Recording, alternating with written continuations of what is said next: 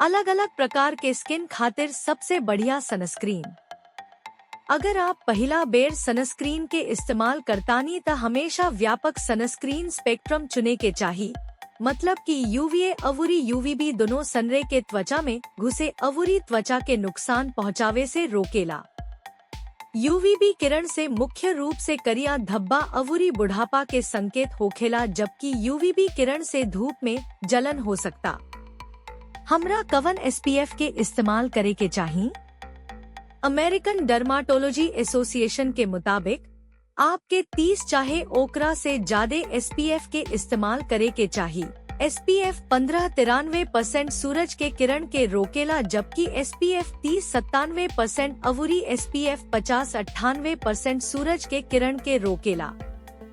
हमरा त्वचा के प्रकार के मुताबिक कवन सनस्क्रीन हुई? एक, अगर आपके त्वचा तेलदार बा त एकर मतलब बा कि आपके पिंपल्स के संभावना ज्यादा बा। रवा नॉन कोमेडोजेनिक सनस्क्रीन चुने के चाहिए, जवना के मतलब बाकी ही आपके छिद्र के रोके चाहे जाम ना करेला, काहे कि छिद्र जाम होखला से पिंपल्स ज्यादा हो सकता।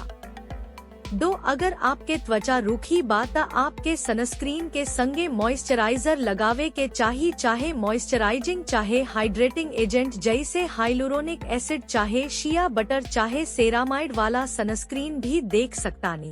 3, अवूरी यदि आपके त्वचा संवेदनशील बा त आपके फिजिकल सनस्क्रीन के तलाश करे के चाहिए, जवना के मिनरल सनस्क्रीन भी कहल जाला।